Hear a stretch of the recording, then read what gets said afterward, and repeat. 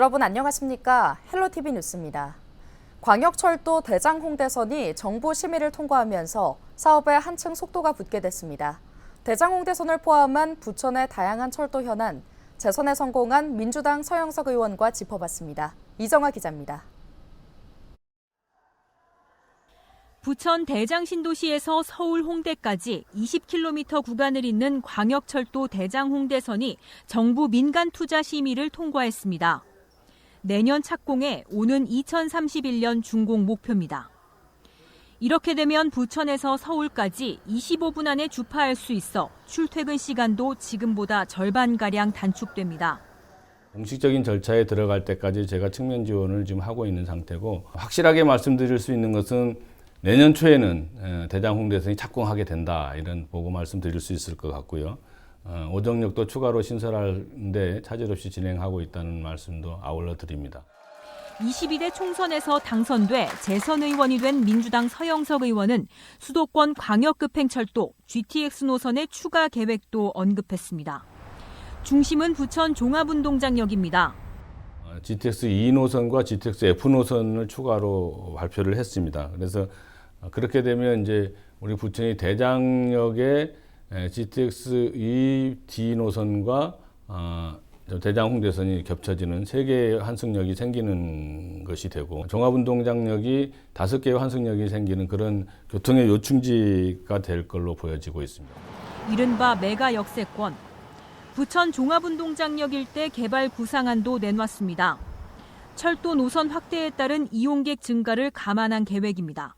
융합 플랫폼을 조성을 해가지고 부천의 랜드마크를 만들고, 이것이 이제 부천 발전의 어떤 거점으로서의 역할을 할 수 있도록 성장 동력을 만들어가야 된다는 게 하나가 있고, 교통의 요충지가 되기 때문에 이제는 정주 주민만이 아니고 유동인구를 고려한 관광이나 또 축제 등과 같은 문화사업 측면에 있어서도 어떤 접근을.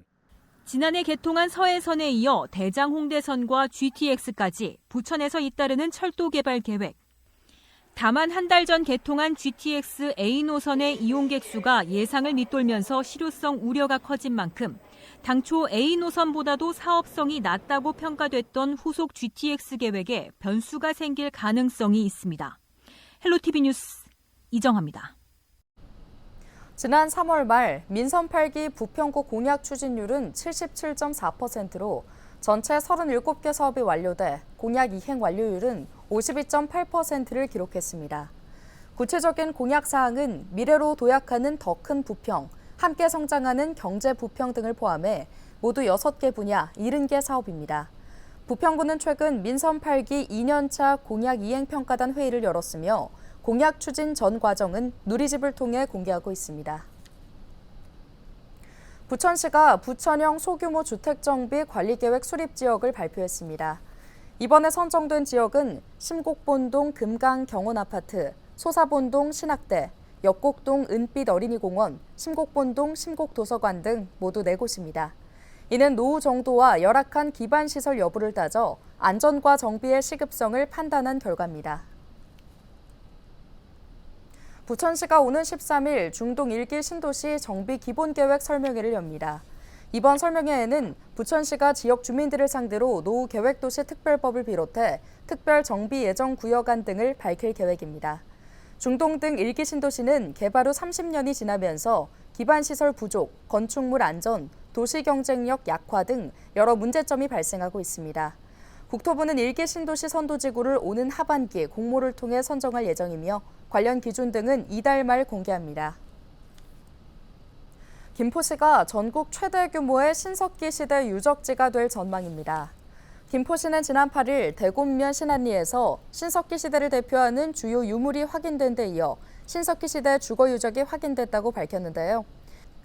시에 따르면 총 4차 발굴 조사까지 진행된 신안리 유적 조사에서 빗살무늬 토기 등 신석기 시대 주요 유물 42기와 수열 주거지가 발굴됐습니다. 김포시는 미조사 지역에 대한 추가 조사를 진행할 예정으로 추가 조사를 통해 유적의 범위와 성격을 파악하고 국가유산으로 지정해 보존 관리할 수 있는 방안을 마련할 예정입니다. 서울의 아파트 전셋값이 51주 연속 오르는 등 수도권 아파트 전세 가격이 상승 곡선을 이어가고 있습니다. 한국부동산원이 발표한 주간 아파트 가격 동향을 보면 5월 첫째 주 수도권 아파트 전셋값은 직전주와 비교해 0.08% 상승했습니다.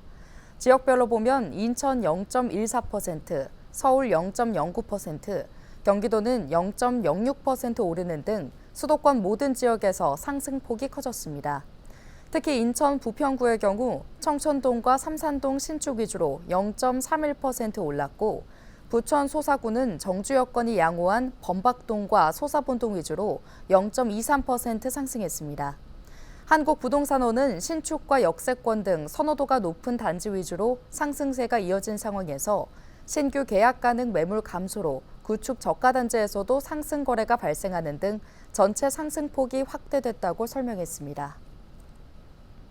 전세 보증금을 제때 돌려받지 못해 겪는 전세 피해 규모가 올해 들어서도 커지고 있습니다. 대법원 등기정보광장 자료를 살펴보면 올해 1월에서 4월 전국의 임차권 등기명령 신청 건수는 17,917건으로 작년 같은 기간보다 58% 증가했습니다. 임차권 등기란 임대차 계약 종료 후 보증금을 돌려받지 못한 세입자가 등기부 등본에 미반환된 보증금 채권이 있다는 사실을 명시하는 제도로 임차권 등기 명령이 늘고 있다는 건 전세금을 제때 돌려받지 못하는 세입자가 많아지고 있다는 걸 의미합니다. 특히 임차권 등기 명령 신청이 가장 많은 곳은 서울로 작년 같은 기간보다 40.3% 증가한 4,935건을 기록했습니다. 서울 다음으로 경기도 4,765건, 인천 3,497건을 기록하는 등 수도권에서 신청 건수가 많았던 것으로 나타났습니다.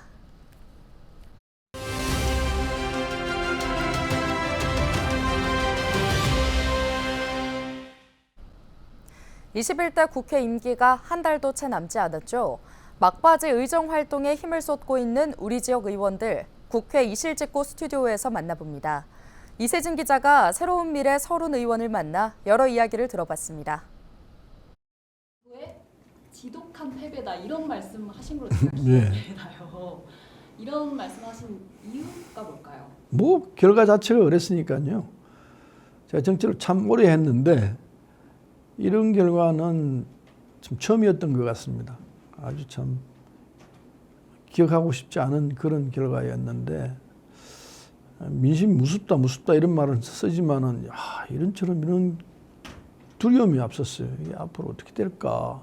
당분간 쉬면서 상황에 대한 대처할 수 있는 그런 기운을 좀 찾자 이런 심정이 충격이 아주 컸죠. 탈당의 기억은 그러면 후회되는 기억일까요? 후회라기보다도 어쩔 수 없는 상황이었다고 보죠. 그때 제 처지에서는. 근데 탈당이라는 건 사실은 안 하는 게 맞죠. 맞지만은 그렇게 몰리면 사람은 어쩔 수 없이 그 길로 갈 수밖에 없고 그렇게 하라고 요구를 받았다고 생각하거든요. 제가 원해서 갔다기보다도 갈 수밖에 없게끔 몰았기 때문에 그걸 할 수 없이 탈당을 했던 거죠. 그 뭐 정치적 상황이 그랬으니까 그에 대해서 뭐 잘못은 나중에 또 역사가 평가하든지 하겠죠. 21대 국회가 아직 끝나지 않았지 않습니까? 5선 의원의 눈으로 21대 지금 막바지 향해서 가고 있는데 이 마지막 국회의 모습 어떻게 좀 평가를 하십니까? 뭐 역대 어느 국회도 다 비슷비슷하긴 했습니다만 올해 이 21대 국회는 더욱더 그랬던 것 같아요.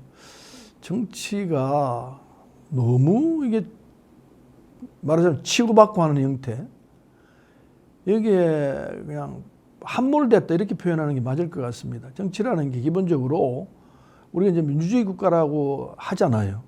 그렇다면은 이게 서로 타협하고 대화를 통해서 타협하고 그렇게 한 발 한 발 나가는 거거든요. 어느 일방이 일방적으로 이기고 지고 이게 잘 안 돼요. 잘 안 되는 게 제대로 된 사회예요.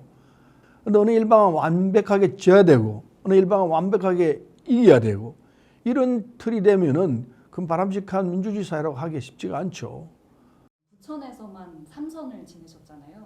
기억에 남는 에피소드가 지역에서 있었을까요? 중동역 근처가 이게 슬럼화되고 있어요.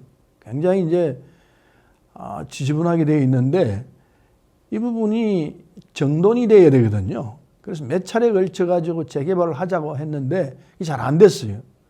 그래서 이번에는 해야 한다 생각하고 주민들도 동의를 하고 이렇게 됐는데 이 끝까지 제가 보지를 못하고 나가야 되는 상황이 돼서 대단히 아쉬워요. 그리고 또 한 가지는 기억에 남는 거라면은 특과한 문제가 있었어요. 그 상동 주민, 중동 주민들이 굉장히 관심이 많이 이게 그 신체에 아주 안 좋은 영향을 미친다. 실제로 안 좋은 영향을 미치는 건 사실이니까요. 그걸 그 시민운동을 아주 거세게 해가지고 결국은 한전철하고 잘 타협을 했죠. 잘 타협을 해서 정리를 하는 과정에서 제가 애를 많이 썼죠. 그게 나중에 최종적으로 한전과 우리 부천시장님과 제가 앉아서 3자가 합의해서 완성을 해냈을 때 그때 정치가 이런 맛도 있구나. 잘하면 이런 좋은 결과도 나오구나. 이런 걸 느끼기도 했죠. 낯선했지만 또 정치인 서른에게 기대하는 것이 또 많은 분들이 있습니다. 향후에 좀 행보를 좀 예상하시거나 혹은 계획하신 게 있는지. 뭐 제가 생각하고 있는 바가 왜 없겠습니까? 있지만 그게 내 마음대로 되는 것도 아니고 또 정치 정황이 어떻게 되느냐에 따라서 달라질 수밖에 없고 제 계획은 있지만 그 계획을 쉽게 이렇게 풀어놓으면서 제가 이렇게 하겠습니다라고 할 처지도 못 되죠. 지금 제 처지가. 그래서 차근차근 상황을 보면서 준비하는 자세로 가겠다라는 건 분명합니다. 선거에 이제 참패가 절대로 지켜보면서 세상을 더 많이 이해할 수 있도록 준비를 해라. 이 신호가 아닐까 생각도 해요. 그래서 차분히 좀 쉬면서 준비하는 입장을 가겠다는 얘기는 드릴 수 있다고 생각합니다.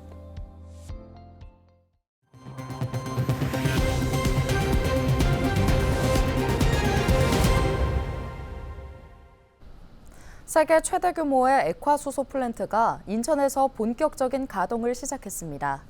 이 플랜트의 연간 생산 능력은 최대 3만 톤에 달합니다. 수소버스 5,000대를 1년간 충전할 수 있는 양인데요. 인천 액화수소 플랜트는 하루 30톤급 액화수소 생산 설비 3기와 20톤급 저장 설비 6기 등으로 이뤄졌습니다. SK E&S가 지난 2021년 9월부터 지난해 말까지 약 7천억 원을 투자해 구축했습니다. 액화수소는 기체수소에 비해 부피가 800분의 1로 작고 운송 효율은 10배 이상 높아 대용량 저장과 운송에 유리합니다. 저압에서도 운송이 가능해 안전성이 높고 빠른 충전 속도와 짧은 충전 대기 시간 등이 강점입니다. 인천 플랜트에서 생산된 액화수소는 부산과 충북 청주, 경기 이천 등 전국 20개 충전소를 통해 공급됩니다. 정부는 오는 2026년까지 전국 40곳의 액화수소 충전소를 구축할 예정입니다. 해외 투자 유치를 위해 북미 지역을 방문 중인 김동연 경기도지사가 인공지능 산업 분야에서 두각을 나타내고 있는 엔비디아를 방문해 협력 방안에 대해 논의했습니다. 김 지사는 현지 시각 7일 오후 산타클라라에 위치한 엔비디아 본사를 방문해 샨커 트리베디 수석 부사장을 만났는데요. 김 지사는 경기 북부 지역에 기호 같은 특정 분야에 특화된 AI 데이터 센터를 만들고 싶다며 엔비디아와 경기도의 협력을 강화하고 구체적인 협력 분야를 찾을 수 있도록 실무 그룹을 구성해 연락을 유지했으면 한다고 제안했습니다. 이에 대해 샨커 트리베디 수석 부사장은 엔비디아가 필요한 솔루션을 제공할 수 있다며 실무 그룹에 참여해 더 자세한 논의를 하겠다고 답했습니다. 인천시가 토양 오염 실태 조사를 벌입니다. 올해 실태 조사 지역은 토양 전문기관과 인천보건환경연구원, 군구와 함께 지난해보다 10개 늘어난 총 130개 지점을 조사합니다. 기간은 이달부터 오는 10월까지며 산업단지와 공장지역, 교통 관련 시설 지역 등 중점 오염원 78곳과 어린이 놀이시설 지역 21곳을 중심적으로 조사할 예정입니다. 이외에도 공장 폐수 유입 지역과 폐기물 처리, 재활용 관련 지역 등도 조사할 예정입니다. 토양환경보전법에 따른 토양 오염 우려 기준 적합 여부를 판정할 예정이며 군구에서는 토양 오염 우려 기준을 초과한 지역에는 토양 정밀 조사와 함께 정화, 복원 등의 행정처분 명령을 취할 계획입니다. 뉴스 마칩니다. 고맙습니다.